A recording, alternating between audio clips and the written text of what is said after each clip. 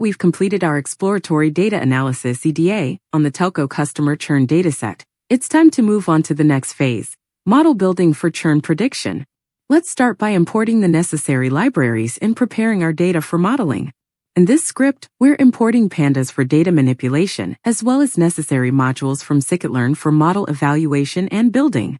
We'll start by splitting our dataset into features X and the target variable Y, then further split the data into training and testing sets. Next, we'll train a decision tree classifier on the training data and evaluate its performance on the testing data. To kick things off, let's load our pre-processed telco customer churn dataset and take a quick look at the first few rows. In this script, we're using pandas to read the CSV file tel_churn.csv, which contains our pre-processed data. Then we're displaying the first few rows of the dataset to ensure that the data has been loaded correctly and to get a glimpse of its structure. In this section, we're removing the unnamed 0 column from our dataset using pandas. Let's dive into the explanation and script. The unnamed 0 column often appears when we save a data frame to a CSV file without specifying the index. It represents the index column from the original data frame. Since we already have the index information, this column becomes redundant and can be dropped from the dataset. We're using the drop method to remove the unnamed 0 column from the data frame df along the column's axis equals 1. This ensures that the column is dropped and the data frame is updated accordingly. Now let's separate our features from the target variable in preparation for model training. In this script, we're creating a new data frame, X, containing only the features by dropping the churn column along the column's axis equals 1, from our original data frame, df. This ensures that X contains all the features we'll use to predict customer churn. Now let's extract our target variable, which is the churn column, from the dataset. We're creating a new variable, Y, containing the target variable by selecting the churn column from our original data frame, df. This variable Y represents whether a customer churned or not, which will be our target for prediction. Before we proceed with model training, let's split our data into training and testing sets using the train_test_split function from scikit-learn. In this script, we're using the train_test_split function to split our features X and target variable Y into training and testing sets. We specify the test_size parameter to determine the proportion of data to include in the testing set, in this case 20%. Finally, we display the sizes of the training and testing sets to ensure that the split was successful. Now let's train a decision tree classifier model on our training data. In this script, we're initializing a decision tree classifier model with certain hyperparameters.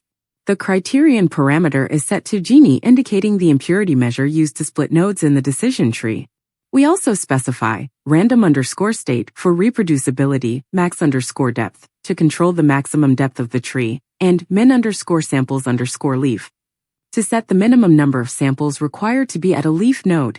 With our decision tree classifier model initialized, let's now train it on our training data.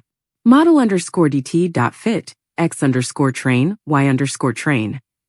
We're using the fit method to train our decision tree classifier model on the training data, x_train, and corresponding target variable, y_train.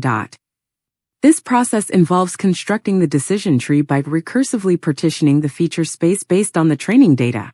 Now that our decision tree classifier model is trained, let's use it to make predictions on our testing data. y_pred equals model_dt.predict, x_test. We're using the predict method to generate predictions for the testing data, x_test, using our trained decision tree classifier model. These predictions will allow us to evaluate the performance of our model on unseen data. Here are the predictions made by our decision tree classifier model on the testing data. y_pred. We're displaying the predictions made by our trained decision tree classifier model on the testing data, x_test.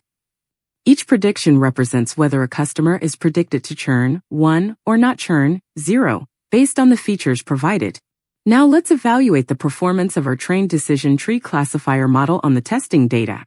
In this script, we're using the score method to calculate the accuracy score of our trained decision tree classifier model on the testing data, x_test, and corresponding actual labels, y_test.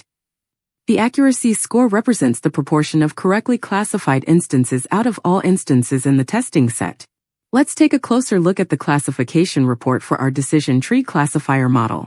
We're using the classification underscore report function from scikit-learn to generate a detailed classification report for our model's predictions. The report includes various metrics such as precision, recall, F1 score, and support for both the positive churned and negative non-churned classes. In situations where we have imbalanced data, meaning one class is significantly more prevalent than the other, resampling techniques can be employed to address this imbalance. Let's break down the code and its functionality. We're using the SMOTEEN algorithm from the imbalance.combine module, which combines the synthetic minority oversampling technique, SMOT, with edited nearest neighbors, ENN. SMOT generates synthetic samples for the minority class, while ENN removes noisy samples by editing the dataset. In this script, we're first importing the SMOTEEN algorithm from the imbalance.combine module. Next, we initialize the SMOTEEN resampling technique. Finally, we resample the features X and target variable Y using the fit_resample method, which performs the resampling operation. After resampling our data to address class imbalance, let's split the resampled data into training and testing sets. In this script, we're using the train_test_split function from scikit-learn to split the resampled features X_resampled and resampled target variable Y_resampled into training and testing sets. We specify the test_size parameter to determine the proportion of data to include in the testing set, which is set to 20% in this case. To continue with our resampled data, let's initialize a decision tree classifier model with the same hyperparameters as before. We're initializing a decision tree classifier model with the same hyperparameters as before, but this time using the resampled data. This model will be trained on the resampled training data to address class imbalance and improve predictive performance. Now let's train a decision tree classifier model using the resampled training data. In this script, we're training a decision tree classifier model using the resampled training data, xr_train, and corresponding resampled target variable, year_train. Then we're making predictions on the resampled testing data, xr_test, calculating the accuracy score of the model on the resampled testing data, and printing the accuracy score.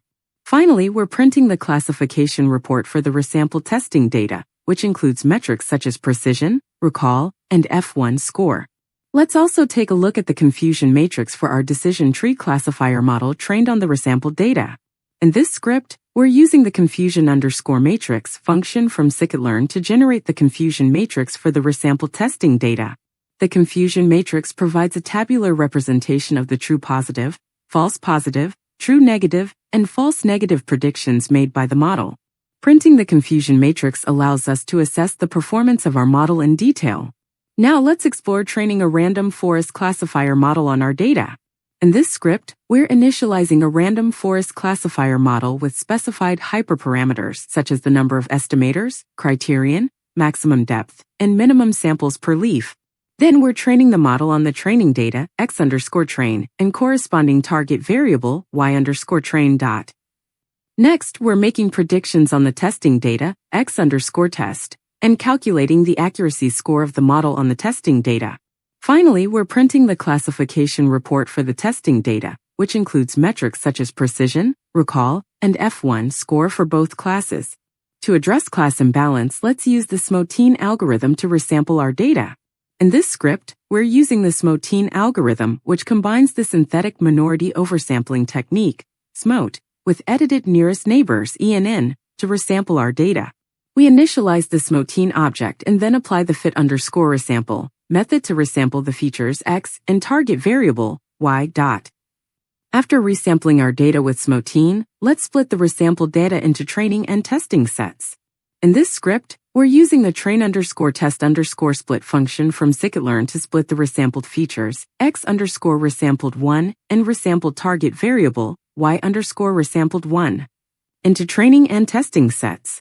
We specify the test_size parameter to determine the proportion of data to include in the testing set, which is set to 20% in this case.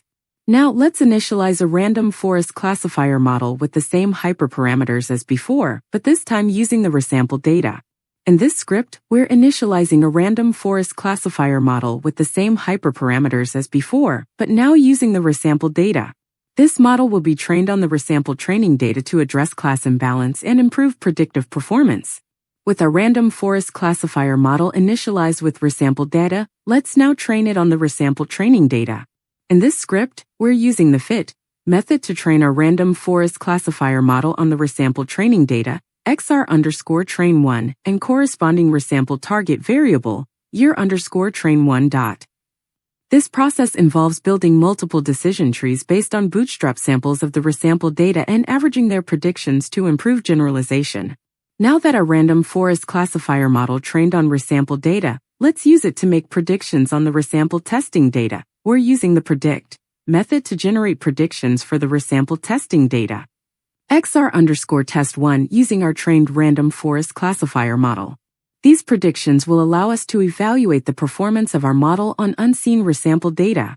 Let's calculate the accuracy score of our random forest classifier model trained on resampled data. We're using the score method to calculate the accuracy score of our trained random forest classifier model on the resampled testing data.